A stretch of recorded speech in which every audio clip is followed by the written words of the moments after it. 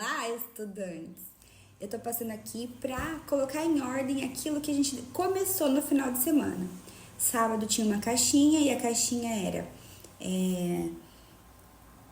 qual é a sua maior dificuldade? E aí a resposta foi da minha prima. Primeiro os de casa, né? Então ela disse que tem dificuldade em guardar na memória o que houve e também tem dificuldade em matemática. Então, eu vou fazer por partes. Vamos supor que é uma dificuldade em relação a guardar o que houve em videoaula. Então, por exemplo, ela está assistindo uma aula online ou talvez até presencialmente. Quando ela está ali, ela se lembra, entende tudo. Mas depois de um tempo ela não se lembra mais. Por que isso acontece? Então, inicialmente eu vou repetir. Aquilo que primeiramente a gente faz é absorver o conteúdo. E por qual via nós vamos absorver esse conteúdo? Pela via visual apenas, que é uma leitura, ou pela via visual e auditiva, que é uma aula expositiva, sendo ela online ou presencial. Então, a forma como a gente vai receber esse conteúdo sempre é através dos nossos sentidos, e no caso, sentido auditivo e visual. Essa forma de receber o conteúdo, tudo que a gente vai absorver, ele vai se conectar com os nossos conhecimentos prévios. E dependendo do conhecimento prévio que a gente tenha a respeito de um assunto, mais facilmente a gente vai associar e guardar na memória. Agora eu vou colocar um exemplo aqui. Imagina aqui comigo que nós temos a memória de curto prazo e a memória de longo prazo. Nesse primeiro momento, onde nós estamos lendo ou ouvindo uma aula, os nossos neurônios estão trabalhando para fazer as conexões que a gente precisa para poder entender o conteúdo.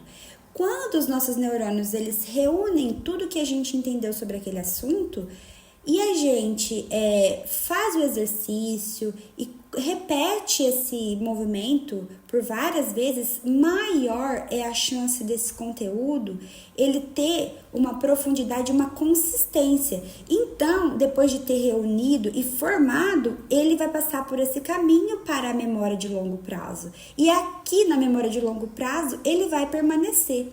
Então, esse movimento inicial, ele demora um tempo para ser consolidado, para ser enviado para a memória de longo prazo.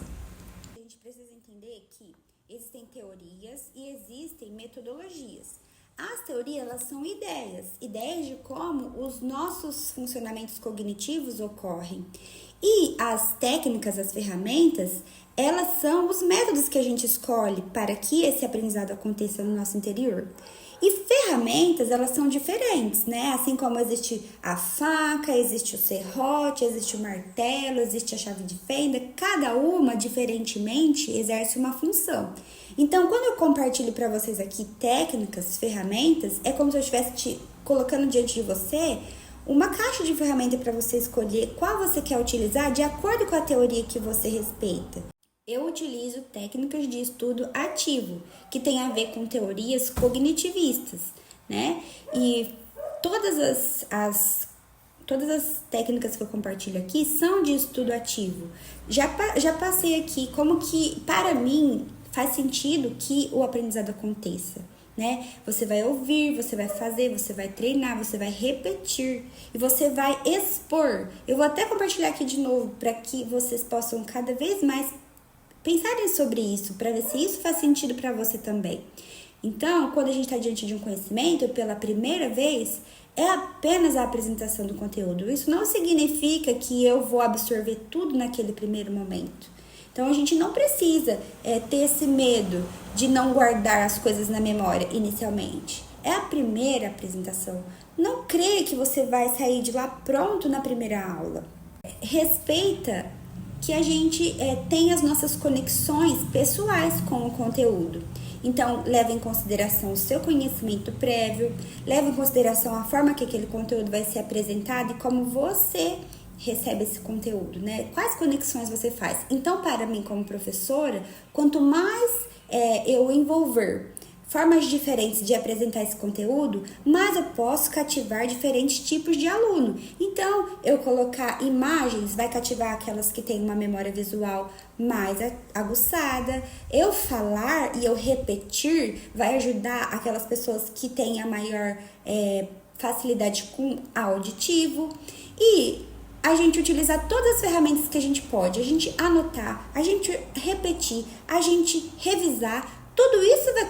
Toda vez que a gente puder usar um rascunho, por que não usar, né? Então, vamos supor assim que você pensa que não sabe matemática porque você está tentando buscar da sua memória sem nenhum recurso físico, né? Então, eu tô diante de uma prova, um teste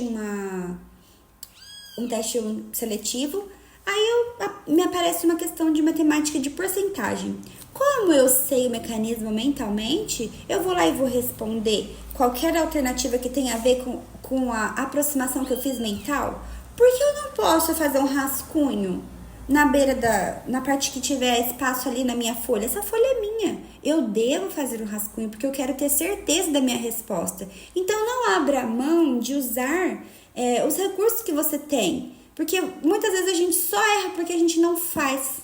Agora eu vou te falar. Se você acha que pessoas inteligentes, elas são inteligentes porque elas não utilizam esses recursos, talvez você esteja enganado. Pense bem. O que importa? Você acertar e fazer um rascunho ou você chutar e não acertar, né? Porque vai que eu faço um rascunho e pensam que eu não sei. Gente, depois que eu tirei isso da minha cabeça de que fazer rascunho é parte faz parte para que meu cérebro faça as conexões que eu preciso, eu parei de errar um monte de coisa, principalmente em matemática. É a mesma coisa em língua portuguesa. Eu não tô lembrando se essa palavra tem acento ou não. Peraí, eu vou escrever ela no papel, porque visualmente eu me lembro dela. E às vezes eu não tô lembrando como escreve. Então, peraí, deixa eu escrever primeiro. Ficou estranho. Vou escrever ela de novo. É com acento ou é sem acento? Faça.